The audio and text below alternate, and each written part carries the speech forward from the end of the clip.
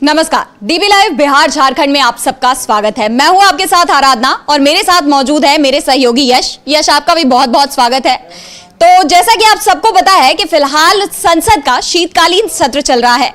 पिछले 5 दिन बीत चुके हैं संसद के इस सत्र को, लेकिन अब तक ये संसद सुचारू रूप से नहीं चल पाई है, ना ही कोई बहस हो पाई है। और ज्यादा से ज्यादा सुबह के 11 बजे तक 12 बजे तक संसद के दोनों ही सदन स्थगित कर दिए जा रहे थे। ऐसे ही लगातार ये सिलसिला दिखाई दिया और इस बीच विपक्ष के दबाव में जब लोकसभा स्पीकर से विपक्ष के नेताओं ने मुलाकात की, उसके बाद अब जाकर संसद का ये सत्र शुरू हुआ है। आज छठे दिन संसद में अच्छी बहस देखने को मिली और कई मुद्दों पर चर्चा भी हुई। और इस बीच इसे लेकर जेएमएम की जो सांसद है महुआ माझी, उनका बयान सामने आया है। तो यश, इससे जुड़ी आपके पास क्या जानकारी है? महुआ माझी ने किन मुद्दों पर सवाल उठाए हैं, क्या कहा है उन्होंने? जी धन्यवाद आराधना। जैसा कि 24 तारीख सहित 25 नवंबर से देखा जा रहा था कि संसद का शीतकालीन सत्र शुरू तो हुआ, लेकिन नाम मात्र की बस औपचारिक 10 मिनट की एक कार्रवाई करके उसे रोज स्थगित कर दिया जा रहा था। 26 नवंबर को संविधान दिवस को अगर हटा दिया जाए उस दिन के कार्यक्रम को, तो उस दिन से कल तक की अगर कार्रवाई देखें तो वो लगातार जो है सदन की कार्रवाई स्थगित हो रही थी। तो इसको लेकर जो विपक्ष है उसने स्पीकर ओम बिरला से मुलाकात की थी और कहा था कि सरकार जो है उसे विपक्ष को अपने भरोसे में लेकर सदन को चलाना चाहिए। और ये इनके जो बड़े नेता रहे हैं, चाहे अरुण जेटली की बात करें या सुषमा स्वराज की बात करें, इन्हीं का बयान है। इन्होंने इस सदन में कहा था कि सदन चलाने का जो जिम्मा है, जो काम है, वो ड्यूटी उस सरकार की है। तो सरकार सदन को चलने नहीं दे रही है। विपक्ष तमाम मुद्दों पर सरकार से चर्चा करना चाहता है, लेकिन सरकार जो है इन चर्चाओं से बच रही है। तो इसको लेकर कल शाम को सर्वदलीय बैठक हुई थी, जिसमें विपक्ष के तमाम नेता भी मौजूद रहे। और उसके बाद एक तरह से ये माना गया कि अब जो विपक्ष और सत्ता पक्ष के बीच में जो गतिरोध है वो थम सकता है। और आज यानी 3 दिसंबर से आराधना, अब सदन की जो कार्रवाई है वो सामान्य तौर पे संचालित होगी, ऐसा माना जा रहा था, जो कि आज हुई भी। लेकिन इसके साथ ही साथ आराधना, जेएमएम की सांसद हैं महुआ माझी, उन्होंने सदन के बाहर एक बयान दिया है और उन्होंने ये कहा है कि लगातार जो सत्ता पक्ष है वो हमारे मुद्दों से बचने की कोशिश कर रहा है और हम चाहते हैं कि सदन चले, सरकार हमारी बात सुने, हमारी मांगे माने। और उन्होंने कहा है कि जो कोयला रॉयल्टी का 1,36,000 करोड़ रुपए है आराधना, वो उस पर भी हम सदन में बात करें। ये मुद्दा हम झारखंड के लोगों के हक का मुद्दा है, इसे हम सदन में उठाना चाहते हैं और हम चाहते हैं कि सरकार इस मुद्दे पर संज्ञान ले और जल्द से जल्द झारखंड के लोगों को उनका 1,36,000 करोड़ रुपए जो है वो दे, क्योंकि वो झारखंड के लोगों की भलाई के लिए है। तो ये महुआ माझी ने कहा है। उनका जो बयान है आराधना, वो हम दर्शकों को बताते हैं कि 1,36,000 करोड़ के साथ साथ उन्होंने और क्या क्या बातें कही हैं सदन के बाहर। उन्होंने ये कहा कि हमेशा से इंडिया गठबंधन चाहता है कि सदन सुचारू रूप से चले, लेकिन सत्ता पक्ष किसी ना किसी मुद्दे पर हमेशा अड़ा रहता है। हम अपने झारखंड के भी बहुत सारे मुद्दे उठाना चाहते हैं, जैसे कोयले की रॉयल्टी का मुद्दा है, लेकिन वो चाहते हैं कि सदन में बहस ही ना हो या इंडिया गठबंधन इन मुद्दों पर चर्चा ही ना करे। ये इनकी रणनीति बन चुकी है कि जब सब लोग किसी कारण से बाहर हों तो किसी महत्वपूर्ण बिल को पारित कर लें। और हाल ही में आराधना, किरण रिजिजू हैं, उन्होंने ये कहा था अभी चेतावनी देते हुए विपक्ष को कि अगर आप ऐसे ही करते रहे, विरोध जताते रहे, तो हम आपको सदन से बाहर का रास्ता दिखाएंगे और उसके बाद हम अपने बिल जो है वो पास कर लेंगे। यानी एक तरह से चेतावनी दी थी कि पिछले कार्यकाल में जो जिस तरीके से हमें तस्वीर देखने को मिली थी आराधना, कि पूरे विपक्ष को एक साथ सस्पेंड कर दिया जाता है और फिर मनमाफिक बिल जो है एनडीए की सरकार पास करती है। कुछ ऐसे ही सिनेरियो की धमकी देते हुए दिखे थे किरण रिजिजू। तो ये वही बता रही हैं कि ये तो इसी फिराक में बैठे हुए हैं कि विपक्ष के किसी मुद्दे पर चर्चा ना हो, और विपक्ष जब सदन के मकर द्वार पे विरोध जता रहा हो तो वो उस मौके का फायदा उठाकर एनडीए सरकार चुपचाप अपने जो मनमाफिक बिल लाना चाहती है, पास करना चाहती है, उनको चुपके से वो पास कर ले, क्योंकि इसके पास बहुमत आ गया है। भले ही 2 कार्यकाल की तुलना में इस बार कम बहुमत है, लेकिन वो अपने मनमाफिक बिल पास कर ले। तो इसको लेकर आज महुआ माझी ने यह कहा है कि हम जब झारखंड से हमारी जनता ने हमें चुनकर भेजा है, तो हम उनके अधिकार की, अपने लोगों के अधिकार की बात करना चाहते हैं। सरकार इस पर कान धरे, हमारी बात सुने और हमारी जो मांगे माने, और खासतौर से जो 1,36,000 करोड़ रुपए का मुद्दा उठाया है महुआ माझी ने, वो जल्द से जल्द झारखंड को आवंटित किया जाए। आराधना जी, यानी कि अगर हम देखें तो इस बार के लोकसभा चुनाव में एक बड़ा बदलाव सामने आया, जहां सत्ता पक्ष एनडीए के हाथ में बहुमत तो चला गया, लेकिन विपक्ष जो है वो भी इस बार बहुत ही मजबूती से संसद में खड़ा हुआ है और संसद में हर मुद्दे पर विपक्ष बहुत मजबूती से अपना स्टैंड ले रहा है, अपना पक्ष रख रहा है। हमने संसद के पहले सत्र के दौरान भी देखा किस तरह से सत्ता पक्ष और विपक्ष में तीखी बहस दिखाई दी और कई बिलों पर ऐसा भी हुआ कि कहीं मोदी सरकार बैकफुट पर भी दिखाई दी और वक्फ बिल को लेकर भी अब तक वो मामला अटका ही हुआ है। अभी तक जेपीसी अपनी रिपोर्ट नहीं तैयार कर पाई है। तो ऐसे कई मुद्दे हमने देखे जहां विपक्ष के रुख की वजह से मोदी सरकार के कई फैसले अटक गए और अब जेएमएम की सांसद महुआ माझी ने भी इसी ओर इशारा किया है कि मोदी सरकार जानबूझकर संसद का यह सत्र सुचारू रूप से चलने नहीं दे रही है ताकि जब विपक्ष अपना विरोध करे और संसद से वॉकआउट कर जाए उसके बाद वो मौके का फायदा उठाकर अपने मनमाफिक बिल पेश करे और उन्हें पारित करवा ले। इस तरह के आरोप भी उन्होंने लगाए हैं और साथ ही ये बहुत अहम मुद्दा उठाया है जो 1,36,000 करोड़ का मुद्दा है। विधानसभा चुनाव से लगातार ये मुद्दा उठ रहा है, बार बार सवाल उठ रहे हैं, मोदी सरकार सवालों के घेरे में है। ये क्या है पूरा मुद्दा? यश, मैं चाहूंगी एक बार आप हमारी जनता को दोबारा इस पर रोशनी डालें। देखिए आराधना, ये सीधे तौर पर कोयला रॉयल्टी से जुड़ा हुआ मुद्दा है। कोयला रॉयल्टी का 1,36,000 करोड़ रुपए जो है वो केंद्र सरकार पर बकाया है। वो उसे आज नहीं तो कल झारखंड सरकार को देना है, लेकिन बार बार झारखंड सरकार के द्वारा चिट्ठी लिखे जाने के बावजूद केंद्र सरकार वो पैसे इन्हें नहीं दे रही है, क्योंकि वो पैसे झारखंड में आएंगे तो वो जन सरोकार के लिए खर्च होंगे। और जेएमएम ने इसको लेकर तीखी टिप्पणी भी की थी आराधना कि क्या इन पैसों को भी आप अपने A1 और A2 अडानी और अंबानी के लिए रखे हुए हैं अपने पास? ये झारखंड के लोगों का पैसा है तो इसे झारखंड को देना चाहिए। और डीबी लाइव से जब बातचीत हुई थी हेमंत सोरेन की तो उन्होंने यही कहा था कि हम मांग कर थक गए, चिट्ठियां लिख कर थक गए, लेकिन मोदी सरकार ने अभी तक वो पैसे आवंटित नहीं किए हैं जो झारखंड के हक के हैं। और हाल ही में जब उन्होंने इंटरव्यू दिया था हमारे चैनल को तब भी उन्होंने यही बात की थी कि मैंने अभी एक और चिट्ठी लिखी है। और अब आराधना, दो चीज़ें इसमें मैं और जोड़ना चाहूँगा कि महुआ माझी ने संसद में तो इस मुद्दे को उठाने की बात कही ही है, वो झारखंड का प्रतिनिधित्व कर रही हैं, पूरे झारखंड के हक के लिए वो 1,36,000 करोड़ रुपए का मुद्दा सदन में उठाना चाहती हैं। लेकिन कल ही हमने इस कार्यक्रम में चर्चा की थी आराधना कि अब जब चिट्ठी लिखने से काम नहीं चल रहा है, कहते हैं कि सीधी उंगली से अगर घी ना निकले तो फिर उंगली टेढ़ी करनी पड़ती है, तो अब उसमें ही कितनी चिट्ठियां लिखेंगे हेमंत सोरेन। तो अब हेमंत सोरेन ने यह निर्णय लिया है कि अब वो कानूनी रास्ता इख्तियार करेंगे और अब वो कोर्ट का दरवाजा खटखटाएंगे, क्योंकि जब गलत चीज़ों के लिए, महिला सम्मान के लिए जो तमाम योजनाएं लेकर आती है और जो जन सरोकार के मुद्दे हैं या योजनाएं हैं, उनके खिलाफ जब बीजेपी कोर्ट का दरवाजा खटखटाकर उनको उन योजनाओं को बंद करने की बात कह सकती है, तो झारखंड के हक के लिए हेमंत सोरेन क्यों हाई कोर्ट का दरवाजा नहीं खटखटा सकते या सुप्रीम कोर्ट का दरवाजा नहीं खटखटा सकते? तो अब जब चिट्ठी से बात नहीं बन रही है तो अब हेमंत सोरेन कोर्ट का रास्ता इख्तियार करने वाले हैं, कानूनी रास्ता अपनाने वाले हैं। और अब देखते हैं कि जब सुप्रीम कोर्ट जाती है झारखंड की सरकार तो वहाँ 1,36,000 करोड़ रुपए का जब मुद्दा जाता है तो कोर्ट क्या फैसला सुनाता है, क्योंकि काफ़ी समय से आराधना ये लंबित है ये पैसे। और कई बार हेमंत सोरेन इस बात को कह चुके हैं कि ये पैसे अगर मिल जाते तो कई ऐसी योजनाएं हैं जो समय से पहले शुरू हो जाती हैं, लेकिन या जो अधूरी पड़ी हुई हैं, लंबित पड़ी हुई हैं, उनमें गति आ जाती। तो उन सब के पीछे यही कारण है आराधना कि वो पैसे आवंटित नहीं हुए हैं। वो हो जाते तो बहुत सारे ऐसे काम हैं जो लटके हुए हैं, वो अभी तक चल रहे होते, क्रियान्वित हो गए होते या पूरे हो चुके होते। जी बिल्कुल, यानी हेमंत सोरेन ने अब ये साफ कर दिया है कि वो अपने लक्ष्य को हासिल करने के लिए कानूनी रास्ता भी अपनाएंगे, क्योंकि अगर देखा जाए तो एक तरह से मोदी सरकार से लगातार इस बात की वो मांग कर रहे हैं कि जो जनता के हक के पैसे हैं, झारखंड की जनता के हक के पैसे हैं, मोदी सरकार उन्हें वापस करे। लेकिन अब तक मोदी सरकार की तरफ से इस पर कोई प्रतिक्रिया सामने नहीं आई है। वहीं अगर देखा जाए तो जनता ने जरूर अपना फैसला सुना दिया है। झारखंड विधानसभा के चुनाव के नतीजों में यह साफ हो गया है कि जनता का मन क्या है, क्योंकि ना सिर्फ 1,36,000 करोड़ का मामला था, बल्कि मैया सम्मान योजना थी और बिजली माफी की योजना थी और हेमंत सोरेन की गिरफ्तारी का मुद्दा था। ऐसे कई मुद्दे सामने आए जिन्हें लेकर जनता में भी नाराजगी दिखाई दी मोदी सरकार के खिलाफ, बीजेपी के खिलाफ, और इसका साफ असर देखा हमने चुनाव के नतीजों में। चुनाव के नतीजों में बीजेपी को हार का सामना करना पड़ा और जेएमएम को बड़ी जीत हासिल हुई, इंडिया गठबंधन की जीत हासिल हुई। तो इन्हें लेकर अभी बीजेपी ने भी अपनी समीक्षा बैठक की थी, इस पर चर्चा भी की थी कि आखिर किन मुद्दों पर उनसे चूक हुई, किन मामलों में वो आगे नहीं निकल पाए।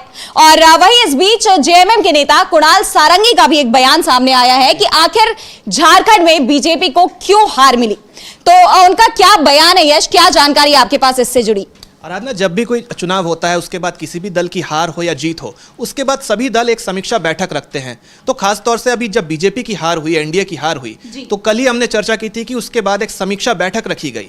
लेकिन इस बार जो प्रभारी और उप प्रभारी थे, यानी शिवराज सिंह चौहान और साथ ही साथ हिमंता बिस्वा शर्मा, वो उस समीक्षा बैठक से नदारद थे। यानी जिन पर पूरी जिम्मेदारी थी, पूरा दारोमदार था, बीजेपी ने जिन्हें कहा था कि सारी जीत की जिम्मेदारी आपके ऊपर है, और जो सब कुछ कंट्रोल कर रहे थे इस बार चुनाव में बीजेपी और एनडीए की ओर से, वही इस बैठक से नदारद रहे। यानी झारखंड में तो मुंह दिखाने के काबिल ही नहीं रहे, इसलिए शपथ ग्रहण में भी जब बुलाया गया तो वो नहीं जा पाए, जाते भी क्यों।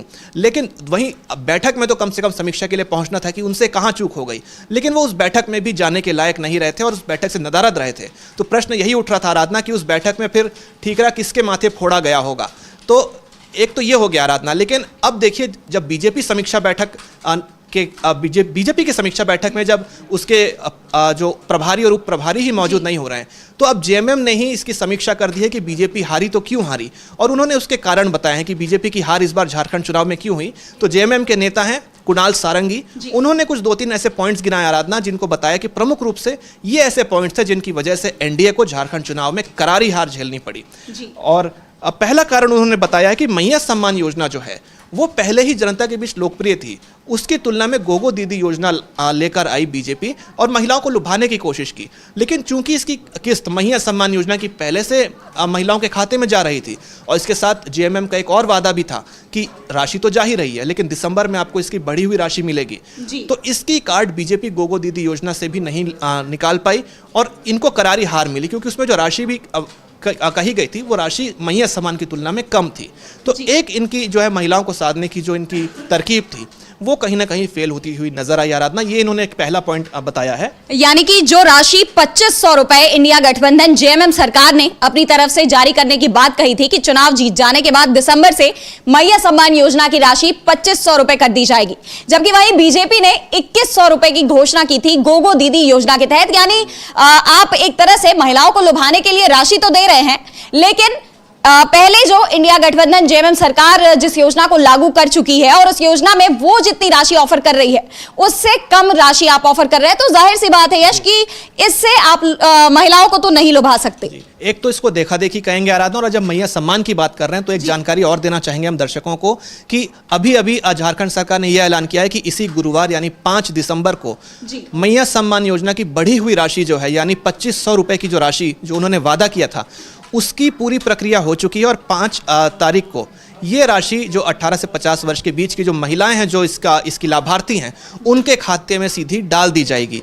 तो ये आप देखिए कि ज़मीन पर इनकी योजना दिखी है चुनाव से पहले भी और चुनाव के बाद भी। इन्होंने कहा था अगर हम जीतते हैं तो 2500 रुपये दिसंबर से जाएगा, और इसी 5 तारीख से 2500 रुपये की बढ़ी हुई रकम इनके खाते में जाते हुए दिखेगी। तो यहाँ कहीं ना कहीं बीजेपी की बहुत बड़ी हार हुई है और महिलाओं को साधने में वो विफल साबित हुई है। लेकिन इसके साथ ही साथ आराधना 2-3 और ऐसे जो मुद्दे कुणाल सारंगी ने गिनाए उस पर भी हम चर्चा करते हैं।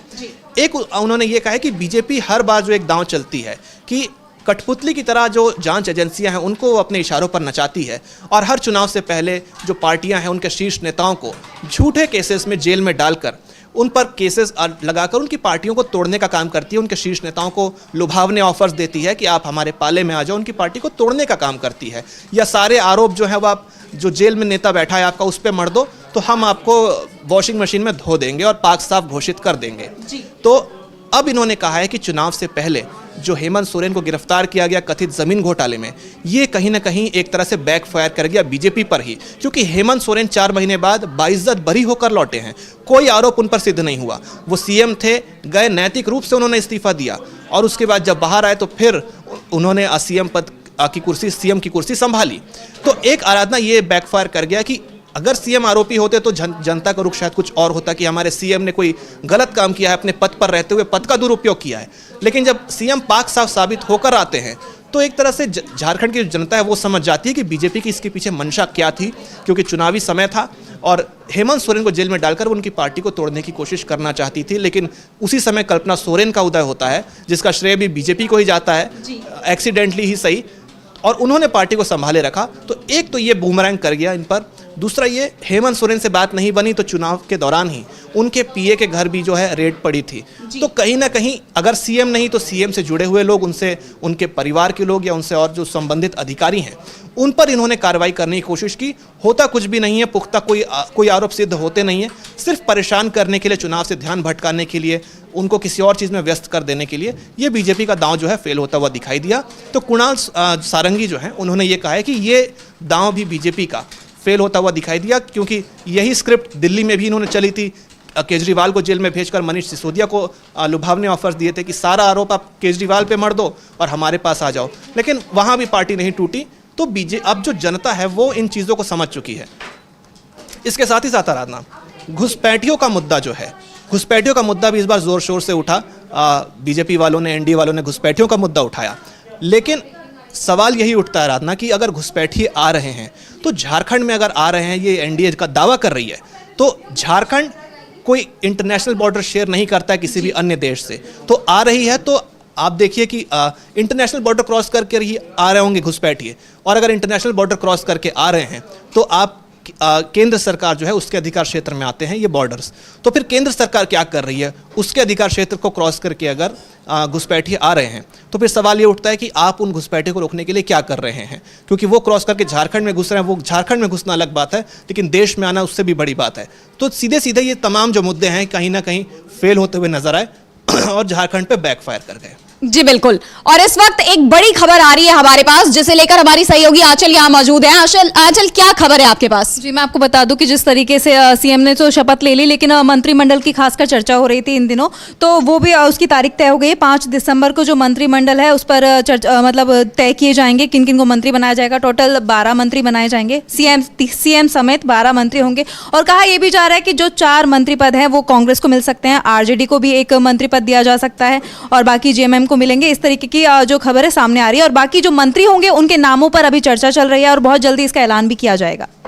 जी हाँ बिल्कुल। तो जैसा कि आप सबको पता है कि झारखंड में हेमंत सोरेन की सरकार गठन होने की प्रक्रिया जारी है और हेमंत सोरेन ने मुख्यमंत्री पद की शपथ तो ले ली है, लेकिन इंतजार था सबको मंत्रिमंडल का। तो मंत्रिमंडल से भी पर्दा जल्दी ही उठ जाएगा। ये खबर सामने आ गई है कि 5 दिसंबर को मंत्रिमंडल का गठन हो जाएगा और इस पूरी तस्वीर से पर्दा उठ जाएगा। बहुत बहुत शुक्रिया आपका आंचल। और मैं एक बार फिर अपने सहयोगी यश के पास आना चाहूंगी कि मतलब एक तरफ जहां इंडिया गठबंधन जीत हासिल कर चुका है और सरकार गठन की प्रक्रिया में है, और अभी हमने चर्चा भी की कि किन मुद्दों पर बीजेपी को हार का सामना करना पड़ा। वहीं इस बीच हम देख रहे हैं कि हेमंत सोरेन लगातार जनता से किए अपने वादों को पूरा करने की दिशा में आगे बढ़ रहे हैं। पहले हमने मैया सम्मान योजना की बात की और ये भी बताया हमारे दर्शकों को कि 5 दिसंबर को मैया सम्मान योजना की अगली किस्त आने वाली है, जो कि बढ़कर आएगी, 2500 रुपए आएगी। और इस बीच एक और विकास की योजना का उद्घाटन किया है हेमंत सोरेन ने, जो कि सीरम टोली से मेकॉन के बीच फ्लाईओवर का उद्घाटन किया है। तो इससे जुड़ी क्या जानकारी है आपके पास यश? आराधना, रांची में है सीरम टोली नाम की जगह और वहां से मेकॉन के बीच एक फ्लाईओवर का निर्माण कार्य चल रहा है। उसका जो है निरीक्षण किया आज हेमंत सोरेन ने और कल्पना सोरेन ने। इसको लेकर जानकारी ये है आराधना कि पहले सीरम टोली से मेकॉन जाने में जो जनता है उसको 1 घंटे का समय लगता है, यानी काफ़ी समय लगता था। और अब जाम वाम की बात करें तो वो समय 1.25 से 1.5 घंटे तक भी चला जाता था। लेकिन अब इससे जो है जनता को सुविधा ऐसे मिलेगी कि इस फ्लाईओवर से सीरम टोली से मेकॉन तक की जो दूरी है वो मात्र 20 मिनट में लोग ट्रैवल कर पाएंगे। यानी एक तो जाम से मुक्ति मिलेगी और दूसरी बात यह है कि लोगों का समय बचेगा। तो इसको लेकर जो है आज निरीक्षण किया हेमंत सोरेन ने, खुद मौके पर वो पहुंचे। जी बिल्कुल, आप स्क्रीन पर देख सकते हैं कि कैसे हेमंत सोरेन मौजूद है, फ्लाईओवर के पास अपना निरीक्षण कर रहे हैं और उनकी पूरी टीम वहां मौजूद है। फ्लाईओवर के पास उनका पूरा कारवां चल रहा है और अगल बगल ये सामान पड़े हुए हैं। अभी भी इसका कंस्ट्रक्शन अभी जारी है, अभी ये फ्लाईओवर पूरी तरह से बना नहीं है और जल्दी ही ये पूरी तरह से चालू हो जाएगा, जनता के लिए इस्तेमाल के लिए सामने आ जाएगा। और मैं चाहूंगी कि आपको एक बार हेमंत सोरेन का बयान सुनवाऊं कि उन्होंने क्या कहा है इस फ्लाईओवर के उद्घाटन को लेकर। इससे जुड़ा क्या कुछ बयान है उनका, आइए आपको सुनवाते हैं।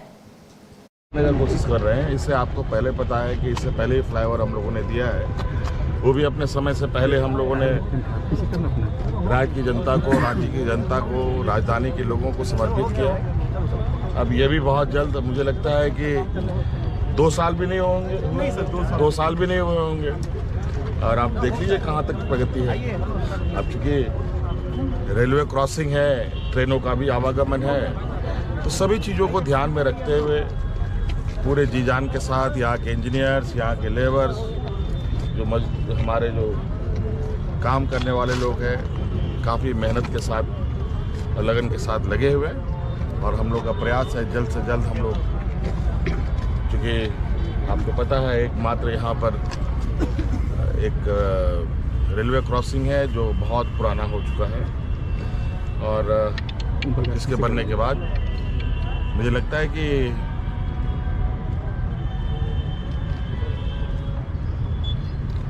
झारखंड के लिए, देश के लिए एक इस तरीके का टिपिकल प्रोजेक्ट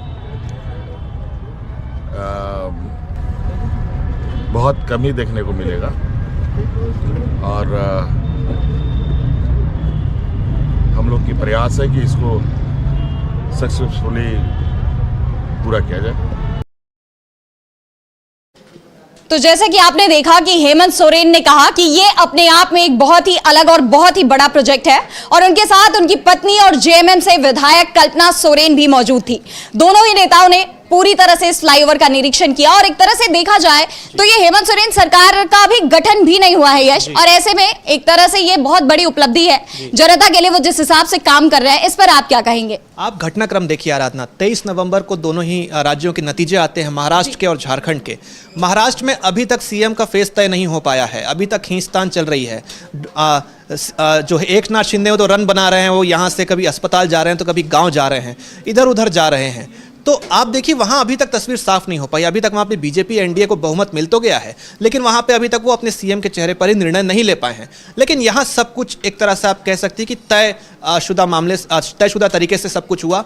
जेएमएम ने चुनाव जीता, उसके बाद शपथ ग्रहण 28 नवंबर को होता है, और उसके बाद ये भी कहा जाता है कि अब जो मंत्रिमंडल है उसकी शपथ भी हो जाएगी। और इसको लेकर जो आंचल ने अभी आकर जानकारी दिया आराधना कि टोटल 12 लोग शपथ लेंगे, जिसमें से हेमंत सोरेन एक सीएम खुद हैं, उन्होंने शपथ ले ली है। उनके अलावा 11 अन्य मंत्री जो है 5 तारीख को उनके नाम का भी खुलासा हो जाएगा, क्योंकि जो कोरम होता है आराधना 81 सीटें हैं, तो 81 सीटों का कोरम अगर देखा जाए तो उसमें 12 आंकड़ा आता है उसका, तो उस हिसाब से सीएम के अलावा और 11 मंत्री हो सकते हैं मंत्रिमंडल में।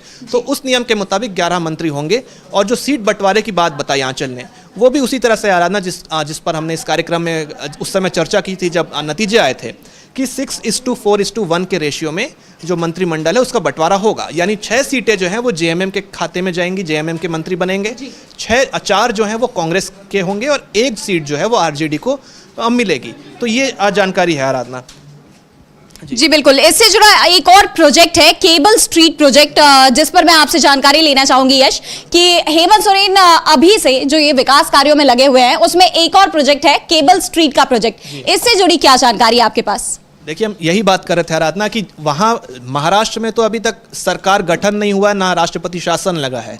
वहाँ पे मतलब भगवान भरोसे जो है राज्य पूरा चल रहा है, इतना बड़ा राज्य। लेकिन आप झारखंड में देखिए कि सरकार का जो है अभी शपथ ग्रहण हुए कुछ ही दिन हुए हैं, और अब जो है वहाँ पे निर्माण कार्य और जो जन सरोकार के काम हैं उसका निरीक्षण करने भी हेमंत सोरेन पहुंच रहे हैं। और भी जो तमाम, जैसे अभी हमने मैया सम्मान की किस्त की बात की, तो तमाम काम जो है वो गति पकड़ चुके हैं। और इसी सिलसिले में अभी हमने एक पुल का देखा आराधना। इसके साथ ही साथ एक और उपलब्धि है झारखंड के खाते में, और वो ये है कि झारखंड को अपना पहला केबल स्ट्रीट ब्रिज मिलने वाला है, और ये होगा आराधना पटेल चौक से निवारणपुर के बीच। तो इसको लेकर हेमंत सोरेन ने कहा है, जैसा कि अभी हमने इनके बयान में भी सुना, कि इसके साथ साथ जो दूसरा भी हमने बताया केबल स्ट्रीट ब्रिज, ये दोनों अंतर्राष्ट्रीय स्तर के ब्रिज बनेंगे, ताकि जो झारखंड की जनता है उनकी आवाजाही जो है वो सुगम तरीके से हो सके, उन्हें आने जाने में कोई परेशानी ना हो, ट्रैफिक की समस्या से निजात मिल सके, और साथ ही साथ एक जगह से दूसरी जगह जाने में जो समय है उसकी बचत हो सके आराधना। तो एक तरह से कहा जा सकता है कि केंद्र जब पैसे देगा तब तो देगा, लेकिन झारखंड सरकार जो पिछले 3 साल के बजट से सरप्लस में है, उस सरप्लस के पैसे को वो जन सरोकार के लिए, जनता की भलाई के लिए ही खर्च कर रही है। और जब सरकार ऐसा करती है तो फिर जनता उस पर भरोसा क्यों ना दिखाए, और उसी का प्रतिसाद उन्हें 23 तारीख को देखने को मिला। और सरकार भी जो बखूबी अपना वादा है वो निभाती हुई दिख रही है आराधना। यानी देखा जाए तो एक तरफ हेमंत सोरेन के ये विकास कार्य हैं, जनता के प्रति उनकी प्रतिबद्धता है, तो दूसरी तरफ जनता से भी उन्हें भरपूर प्यार मिलता दिखाई दिया। इस चुनाव के नतीजों में ये साफ हो गया कि जनता का मन क्या है। और वहीं अब हम आगे बढ़ते हुए बात करेंगे एक और खबर की, जहां और ये खबर है बिहार से। जेएमएम ने एक ट्वीट किया है। तेजस्वी यादव आरजेडी के नेता है तेजस्वी यादव, उनकी ट्वीट को जेएमएम ने रीपोस्ट किया है, जिसमें उन्होंने एक बड़े घोटाले को उजागर किया है। तेजस्वी यादव ने नीतीश सरकार पर निशाना साधा है और एक और पेपर लीक की घटना का खुलासा किया है। तो क्या है ये पूरा मामला यश, मैं आपसे जानकारी लेना चाहूंगी। जो हेल्थ ऑफिसर की पोस्ट के लिए ये जो परीक्षा थी उसके रद्द हो जाने का ये जो मामला है, ये क्या है पूरी कहानी? आराधना, कम्युनिटी हेल्थ ऑफिसर की परीक्षा होती है और ये आज हम 3 दिसंबर को बात कर रहे हैं। 1 और 2 दिसंबर को इसकी परीक्षा होनी थी, यानी आप देखिए संडे और मंडे को इसकी परीक्षा होनी थी। और खबर ये आती है कि ये जो पेपर है, ये 4500 पदों पर कम्युनिटी हेल्थ ऑफिसर की परीक्षा हो रही थी। सामुदायिक स्वास्थ्य अधिकारी का जो पेपर है, परीक्षा का पेपर, वो लीक हो जाता है और इसको लेकर जो है नेता प्रतिपक्ष तेजस्वी यादव सीधे तौर पर नीतीश कुमार पर हमलावर हो गए हैं। उनका ये कहना है कि नीतीश कुमार के राज में बार बार जो है पेपर लीक हो रहे हैं, तो इसमें नीतीश कुमार की संलिप्तता उन्होंने जताई है, आशंका जताई है कि इसमें नीतीश कुमार भी इन्वॉल्व हैं। और उन्होंने कहा है कि जब इनके ये जो तरीके हैं, पर्दे के पीछे जो है ये पेपर जो बेचते हैं, नौकरियां बेचते हैं और इसकी खरीद फरोख्त होती है, इसका खुलासा नहीं होता है तो पेपर को ये बता दिया जाता है कि पेपर बहुत ही असामान्य तरीके से आयोजित हो गया। लेकिन अगर कहीं से भंडाफोड़ हो जाता है तो फिर नीतीश कुमार ये कहते हैं कि ये तो इस पर कार्रवाई की जाएगी। और इसमें आराधना, जिन संदिग्धों की गिरफ्तारी हुई है, संयोग देखिए नालंदा से बिलोंग करते हैं नीतीश कुमार, और ये आरोपी भी जो है नीतीश कुमार के ही गृह जिले से आए हैं, नालंदा से। तो इसको लेकर भी तेजस्वी यादव ने कहा है कि जब जब पेपर लीक होते हैं और जब जब संदिग्धों की, आरोपियों की गिरफ्तारी होती है, तो ये क्या कनेक्शन निकलता है कि नीतीश कुमार के ही गृह जिले से ये आरोपी निकल कर आते हैं। तो क्यों इस चीज़ को लेकर ये शक ना जताया जाए कि नीतीश कुमार की इन लोगों से, पेपर माफियाओं से कोई साठगांठ है और इनके बीच में जो पैसों की बंदरबांट होती है, उसके चलते ये जो बिहार के युवा हैं उनके भविष्य के साथ खिलवाड़ करने का काम कर रहे हैं। इसको लेकर एक बहुत ही करारा ट्वीट किया है आराधना तेजस्वी यादव ने, वो हम आप बताते हैं। इन्होंने लिखा कि सत्ता संरक्षित पेपर लीक माफिया ने फिर बिहार में लीक का बड़ा कारनामा किया है। कल सामुदायिक स्वास्थ्य पदाधिकारी की हुई ऑनलाइन परीक्षा का प्रश्न पत्र लीक होने के बाद इसे रद्द करना पड़ा। बिहार में कोई भी ऐसी परीक्षा नहीं हो रही है जिसमें बीजेपी जेडीयू की घालमेल वाली सत्ता प्रायोजित धांधली नहीं हो रही है। गड़बड़ी सबके सामने आ गई तो मजबूरी में यह सरकार उसे रद्द करती है, अन्यथा परीक्षा को साफ सुथरा करार देकर परीक्षा माफिया से हुई कमाई का बंदरबाट कर लिया जाता है। वही जिस पर अभी हमने चर्चा किया आराधना। और इस पर आगे ये कह रहे हैं कि जब तक नीतीश भाजपा की सरकार है, कोई भी परीक्षा कदाचार मुक्त हो ही नहीं सकती, क्योंकि परीक्षा माफिया के सदस्य हर बार सरकार के ही करीबी निकलते हैं। क्या आपने कभी मुख्यमंत्री को किसी भी पेपर लीक पर बोलते हुए सुना? ये भी इन्होंने आरोप लगाया आ रहा था कि एक तो नालंदा से निकलते हैं तमाम आरोपी, और जब पेपर लीक की घटना सामने आती है तो नीतीश कुमार चुप्पी क्यों साध लेते हैं, और इस चुप्पी में एक चोर की दाढ़ी में तिनका वाली जो बात है वो निकलकर सामने आती है कि अगर नीतीश कुमार सचमुच में पाक साफ हैं और वो चाहते हैं कि इस पेपर लीक की जांच हो, तो उन्हें खुलकर बोलना चाहिए इस मुद्दे पर, इसका विरोध जताना चाहिए और सुनिश्चित करना चाहिए कि अगला कोई पेपर लीक ना हो। लेकिन नीतीश कुमार की चुप्पी जो है वो कई शक पैदा करती है। तो ये इन्होंने कहा है आराधना। इसके साथ ही साथ इन्होंने यही कहा है जिस पर हमने अभी बात की कि इससे जो कमाई होती है, पेपर माफिया और सरकार के बीच में इसका बंदरबाट कर लिया जाता है। क्या ये सत्य नहीं है कि सभी परीक्षाओं के पेपर लीक माफिया के कर्ता धर्ता प्रदेश के मुखिया के गृह जिले से ही संबंध रखते हैं? जी बिल्कुल, यानी देखा जाए तो बिहार से एक और पेपर लीक की घटना सामने आ रही है। ये आरोप लगाए हैं तेजस्वी यादव ने। तेजस्वी यादव का दावा है कि इस तरह की जो भी घटनाएं सामने आती है उसमें एनडीए सरकार की संलिप्तता पाई जाती है। आपको बता दें कि बीते कुछ वक्त से लगातार कई पेपर लीक की घटनाएं सामने आई हैं और खासकर उत्तर प्रदेश में हमने देखा, उत्तर प्रदेश और बिहार में कई परीक्षाएं रद्द हो गई और इसे लेकर छात्रों ने बहुत बड़ा प्रदर्शन किया, बहुत विरोध भी जताया, लेकिन फिर भी ये घटनाएं थमती हुई नजर नहीं आ रही है। ऐसे में बहुत बड़ा सवाल खड़ा हो जाता है एनडीए सरकार पर, बीजेपी सरकार पर, और ना सिर्फ इन दोनों राज्यों की सरकारों पर बल्कि केंद्र सरकार भी सवालों के घेरे में दिखाई दे रही है इस तरह की घटनाओं को लेकर।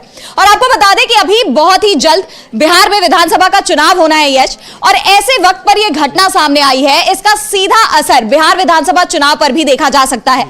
एक तरफ तो नीतीश कुमार और तेजस्वी यादव दोनों ही अपनी अपनी चुनावी तैयारियों में अभी से लग चुके हैं। नीतीश कुमार महिला संवाद यात्रा निकाल रहे हैं।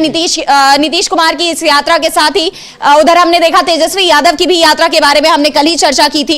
इस पर आपके पास कुछ और भी जानकारी है? जी बिल्कुल। जी आराधना, विधानसभा चुनाव जो होने हैं बिहार में, इसको लेकर जो है जो प्रस्तावित यात्रा है उसके बारे में जानकारी आई है। यानी एक तरह से दिसंबर की ठंडी में जो बिहार चुनाव की सरगर्मियां हैं वो बढ़ती हुई दिख रही हैं, लेकिन अभी आपने जो पेपर लीक की बात की उस पर एक जानकारी मैं और जोड़ना चाहूंगा आराधना, उसके बाद हम जो बिहार विधानसभा चुनाव है उस पर हम आते हैं। आपने ये बताया कि जो जेएमएम है उसने रीट्वीट किया तेजस्वी यादव के ट्वीट को, यानी जो घालमेल चल रहा है बिहार में उसको झारखंड मुक्ति मोर्चा क्यों रीट्वीट कर रहा है, ये सवाल भी उठना चाहिए आराधना। और इसके पीछे कारण ये है कि हेमंत सोरेन की सरकार ने हाल ही में पेपर लीक के खिलाफ एक बहुत ही कड़ा कानून पेश किया था, लागू किया था झारखंड में, कि जो भी पेपर लीक करता है उन पेपर माफियाओं पर, पेपर लीक से जुड़े जितने भी लोग हैं उन सभी संलिप्त लोगों पर कड़ी से कड़ी कार्रवाई की जाएगी। ये कानून झारखंड में पारित हुआ था, यानी आपके पड़ोसी राज्य में ऐसा कानून पारित हो जाता है, लेकिन नीतीश कुमार इतने अनुभवी नेता होने के बावजूद भी पेपर लीक को नहीं रोक पाते हैं, बल्कि उल्टा उन पर यह आरोप लगते हैं कि आपके राज्य में पेपर लीक जो हो रहे हैं उसमें आपकी ही संलिप्तता है, आपके लोग ही बंदरबाट कर रहे हैं। जी बिल्कुल, यानी एक तरह से जो मांग छात्र कर रहे हैं कि पेपर लीक पर कानून बनाया जाए और ना सिर्फ राज्य स्तर पर बल्कि केंद्र के स्तर पर यह कानून पारित होना चाहिए, छात्रों को पेपर लीक की समस्या से निजात मिलना चाहिए। और अगर हम देखें तो अभी यूपी बिहार से ऐसी तो कोई खबर सामने नहीं आई है, लेकिन झारखंड में जरूर झारखंड सरकार ने इसका इंतजाम कर लिया है कि वहां के छात्रों को इस तरह की किसी भी मुश्किलों का सामना ना करना पड़े। झारखंड में पेपर लीक के खिलाफ कानून पारित कर दिया गया है। जी देखिए, यही कुछ कहानी अभी यूपी में भी देखने को मिली थी। ARO की परीक्षा थी और उसको फिर बाद में करने की घोषणा कर दी गई थी, और जब छात्रों ने आंदोलन किया और जब ये मामला तूल पकड़ता हुआ दिखा तब जाकर सरकार घुटनों पर आई और तब उन्होंने जो है छात्रों की मांग मानी थी। तो एक तरह से होता है Aradhana, prevention is better than cure. तो आप तब तक क्यों वेट करते हैं जब तक मामला बिगड़ जाए? मामला बिगड़ने से पहले ही अगर सरकार कानून बना ले तो इस तरह की जो स्थिति होती है कि छात्र परेशान होते हैं, सड़कों पर उतरते हैं, उनका समय बर्बाद होता है, साल बर्बाद होता है, उससे बचा जा सकता है आराधना। तो अभी कल ही हमने बात की थी कि गोपाल मंडल ने जिस तरीके से जेडीयू के खिलाफ अपने सीएम के खिलाफ बात की थी, अपने सांसद के खिलाफ बात की थी, और वो भी प्रदेश अध्यक्ष की मौजूदगी में, तो उससे बिहार चुनाव से पहले तो नीतीश कुमार की सरकार को डेंट लगता हुआ दिखाई है। लेकिन अब ये जो पेपर लीक की घटना सामने आई है, क्या ये भी डेंट नहीं लगाएगी जेडीयू की सरकार को? क्योंकि युवाओं का आक्रोश जो है वो बड़ी बड़ी सरकारों को झुकाने का काम कर सकता है। तो ये भी कहीं ना कहीं नीतीश कुमार के लिए एक तरह से बहुत बुरी खबर है कि उनके सरकार में ये पेपर लीक हुआ है आराधना। अब इसके साथ ही साथ जो आपने पूछा था आराधना कि अब जो है दिसंबर के लिए जो प्लान है उस पर हम चर्चा कर लेते हैं। तो कल हमने बात की थी आराधना कि 4 ऐसे जिले हैं जिनकी यात्रा तेजस्वी यादव शुरू करने वाले हैं 4 तारीख से लेकर 7 दिसंबर तक। तो अब नीतीश कुमार भी कुछ इसी तर्ज पर अपनी यात्रा शुरू करने वाले हैं मिड दिसंबर से। तो एक एक करके पहले हम तेजस्वी यादव की बात करते हैं कि इनकी यात्रा कहाँ कहाँ प्रस्तावित है, और इसके बाद फिर हम नीतीश कुमार की बात करेंगे आराधना। तो कल हमने बात की थी कि 4 से 7 तारीख तक मुंगेर, खगड़िया, बेगूसराय और लखीसराय, शेखपुरा, ये 4-5 जिले जो है ये कार्यकर्ता दर्शन और संवाद कार्यक्रम जो इनका दौरा है उसके तहत ये तेजस्वी यादव दौरा करेंगे और जाके अपने जो वादे हैं वो तो बताएंगे ही, साथ ही साथ जो सरकार है उसकी योजनाएं कितनी विफल हुई हैं और उसकी जो तमाम कारगुजारियां हैं उस पर भी वो प्रकाश डालेंगे और जनता से सीधे संवाद करेंगे। इसके साथ ही साथ आराधना अब जानकारी आई है कि ये तो एक चरण की बात थी, इसके बाद कुछ दिनों बाद दूसरा फेज शुरू होगा, यानी लगभग 7 तारीख के बाद सप्ताह भर बाद 15 नवंबर से तेजस्वी यादव की अगली यात्रा शुरू होगी। और अगले चरण में 15 को सुपौल, यानी 15 दिसंबर को सुपौल, 16 को सहरसा, 17 को मधेपुरा, 18 को अररिया, 19 को किशनगंज, 20 को पूर्णिया, 21 को कटिहार और 22 को भागलपुर। यानी एक तरह से पूरे दिसंबर जो है एक तरह से जैम पैक्ड रहने वाला है तेजस्वी यादव का दौरा, और वो लगातार जो है मैदान में उतरकर लोगों से संवाद करने वाले हैं। यानी अभी 2025 आया भी नहीं आराधना, और विपक्ष जो है वो पूरी तरह से अपनी कमर कस के तैयारी में है इस बार नीतीश कुमार को, उनकी सरकार को उखाड़ फेंकने की। जी बिल्कुल, यानी एक तरह से देखा जाए तो विपक्ष कोई मौका नहीं छोड़ रहा है, चाहे वो पेपर लीक की घटना हो या जनसंवाद की योजना हो। हर तरह से नीतीश सरकार की, एनडीए सरकार की घेराबंदी के लिए विपक्ष ने मैदान में उतरने की तैयारी कर ली है। आराधना, अभी हम कल ही बात कर रहे थे कि सदन जब स्थगित हो, सदन की कार्रवाई पूरी हो गई विधानसभा की, तो नीतीश कुमार बड़े निश्चिंत लग रहे थे कि मैंने जैसे तैसे विपक्ष के तमाम सवालों को डॉच करके, उनसे बच के अपना जो विधानसभा का सत्र है वो टाल दिया, निपटा दिया। लेकिन हमने यही बात की थी आराधना कि इंडिया गठबंधन सदन से लेकर सड़क तक हर जगह सरकार को घेरने का काम करता है। सदन खत्म हो गई हो तो क्या, लेकिन सड़क पर तो है विपक्ष, और वहाँ वो आपको घेरेगा तमाम तरीकों से। वो सोशल मीडिया पर भी घेरेगा, वो रैलियाँ भी निकालेगा, वो धरना प्रदर्शन भी करेगा, वो तमाम तरीकों से आपको घेरने की कोशिश करेगा, वो प्रेस कॉन्फ्रेंस भी करेगा। तो इसी रास्ते पर अब देखिए तेजस्वी यादव चल पड़े हैं, और अब उनकी दिसंबर की जो प्रस्तावित यात्रा है वो शुरू हो चुकी है। और वो इन तमाम तारीखों को जो अभी हमने चर्चा किया आराधना, उसमें वो उन जिलों में जाकर लोगों से संवाद करेंगे और झारखंड खासतौर से बिहार चुनाव के लिए फोकस करेंगे। लेकिन वहीं नीतीश कुमार भी जो आराधना 15 दिसंबर से नीतीश कुमार की जो है महिला संवाद यात्रा शुरू होने वाली, यानी तेजस्वी यादव तो सभी वर्गों को साधेंगे, सभी वर्गों से बात करेंगे, चाहे वो युवा वर्ग हो, बुजुर्ग हो, कामकाजी वर्ग हो, महिलाएं हैं, निशक्त जन हो, विधवाएं हों, उन सभी से बात करेंगे आराधना, पेंशनधारी हों। लेकिन तेजस्वी नीतीश कुमार जो है वो अभी फिलहाल फोकस कर रहे हैं महिलाओं को लेकर, और शायद उन पर जो ये महिला संवाद यात्रा है इस पर कहीं ना कहीं झारखंड का प्रभाव दिख रहा है, क्योंकि जिस तरह झारखंड में महिला फैक्टर ने जो है जेएमएम को चुनाव जिताने में बहुत बड़ी भूमिका निभाई है, तो नीतीश कुमार सोच रहे हैं क्यों ना यहीं से शुरुआत किया जाए और पहले महिलाओं को साधा जाए। तो वहाँ जाकर वो जो 15 दिसंबर से महिला संवाद यात्रा करेंगे। और कल ही हमने चर्चा की थी आराधना की मैया सम्मान योजना से मिलती जुलती एक योजना लाने की तैयारी में है नीतीश कुमार, यानी पूरी तरह से कट कॉपी पेस्ट का काम कर रहे हैं नीतीश कुमार कि अगर इस दांव से जेएमएम को फायदा मिला था तो क्या पता हमें भी फायदा मिल जाए। तो महाराष्ट्र में भी लाडकी बहन योजना थी, तो एक तरह से महिला वोट पाने के लिए नीतीश कुमार जो है कड़ी मशक्कत करते हुए दिखाई देंगे इस आयु में। लेकिन अब देखना होगा आराधना कि दोनों ही जो दिग्गज हैं वो चुनावी मैदान में उतर चुके हैं, जनता के बीच जाने वाले हैं दिसंबर में, और जैसे जैसे एक एक महीना बीतता चला जाएगा ये जो रस्साकसी है दोनों दलों के बीच में वो हमें और तेज होती हुई दिखेगी। लेकिन देखना यही होगा कि इन दोनों दलों में इसका फायदा किसे मिलता हुआ दिखता है। जी बिल्कुल, अब इन दोनों दलों में उनकी योजनाओं का, उनकी यात्राओं का फायदा किसे मिलेगा ये विधानसभा चुनाव के नतीजे बताएंगे। आपको बता दें कि आज हमने इस कार्यक्रम में आपसे कई मुद्दों पर चर्चा की, चाहे वो हेमंत सोरेन की सरकार का मंत्रिमंडल का गठन हो जो कि 5 दिसंबर को होने वाला है, या फिर फ्लाईओवर का उद्घाटन हो, और हमने नीतीश सरकार से जुड़ी चर्चा की। और आज के लिए इस कार्यक्रम में इतना ही। आप सभी का बहुत बहुत धन्यवाद हमारे साथ जुड़े रहने के लिए। मैं अपने सहयोगी यश का भी धन्यवाद करना चाहूंगी, और फिर कल आपसे इसी वक्त इसी जगह